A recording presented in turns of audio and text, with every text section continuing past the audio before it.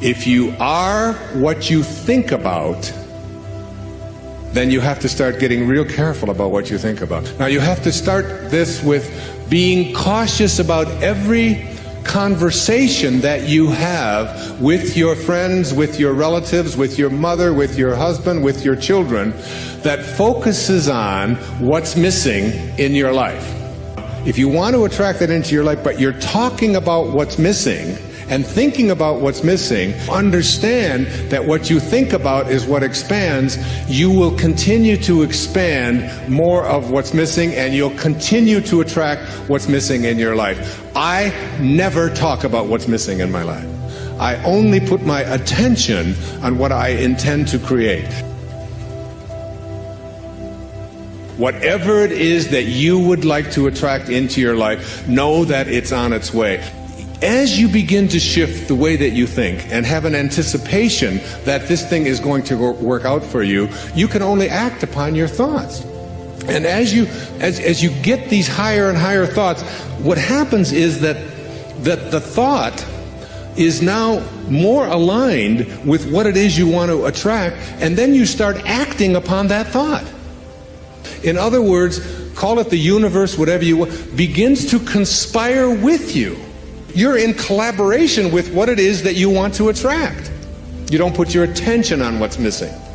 You don't tell other people about what's missing. And you don't tell other people about what you can't do and what isn't working and how terrible the world is.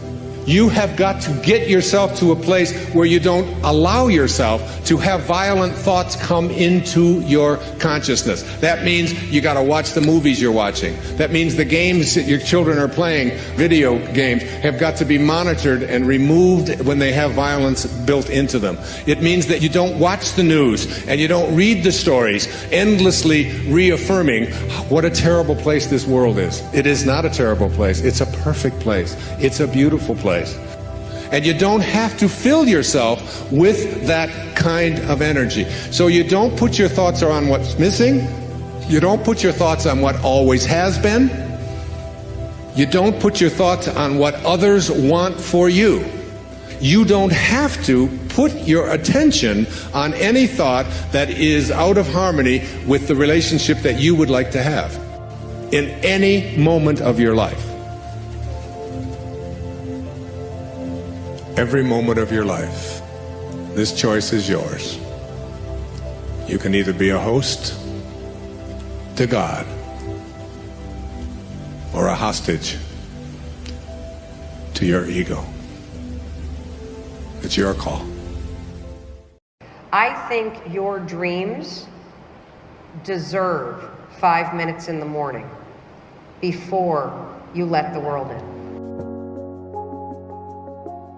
No one can live without a routine. You just forget that. If you guys don't have a routine, I would recommend, you get one going, because you cannot be mentally healthy without a routine. You need to pick a time to get up. Whatever time you want, but pick one and stick to it, because otherwise you dysregulate your circadian rhythms and they regulate your mood. When you wake up each day, the first thing to do is not go to the computer. The first thing to do is go exercise, go for a walk, take a long shower. It's to open your body and engage. And in doing that process, whatever it is for you, some people it's a long run, some people it's a longer shower, some people it's a walk around the neighborhood. When you're doing that, here's what I want you to ask yourself. A couple of simple questions. First, I want you to ask yourself, what am I excited about today? When I wake up in the morning, I spend the first 10 minutes just thanking Him. I don't even address any problems and stuff I got. I'm just grateful that I'm up for this. And I think every little thing.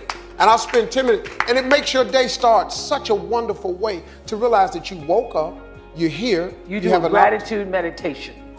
Wake up in the morning, shower, go to a quiet place in your home or apartment, sit down for 5 minutes, close your eyes. You could do a couple of breathing exercises, or maybe just take a few deep breaths to relax yourself. And then start having that conversation with yourself.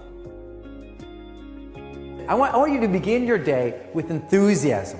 Optimism is the magical formula that creates greater happiness in our lives. To have something to look forward to.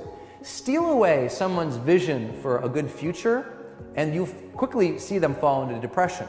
But when we have a great connection to something in the future that we look forward to, even if it's just this day, that creates the charge within us. So walk around, take your laps, do whatever you have to do in the morning, but ask yourself, what is it that I'm excited about today, or could be enthusiastic about today?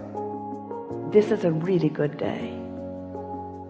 My vortex is full of manifested potential. My vortex is a now reality that I can feel my way into. Today I intend to feel exhilaration about things not yet manifested, because I understand the reality of them. You must come up with a morning routine that you do every single morning, or at least more mornings than not, that puts you in control of yourself and in control of your day. This is what I do, and I cannot explain the power that I get from starting my day off and being bigger than my excuses and being in control. First and foremost, wake up on time. When that alarm goes off, get your butt out of bed. 5, 4, 3, 2, 1, go. Why is that important for persistence? The reason why is because the first decision that you're making of the day is to actually get up and get moving. That means you are persistently bigger than your excuses. You are persistently bigger than feeling lazy. Don't carry negative baggage from yesterday into today. You won't live a victorious life if you're always reliving what didn't work out, who hurt you, the mistakes you've made. The reason it's called the past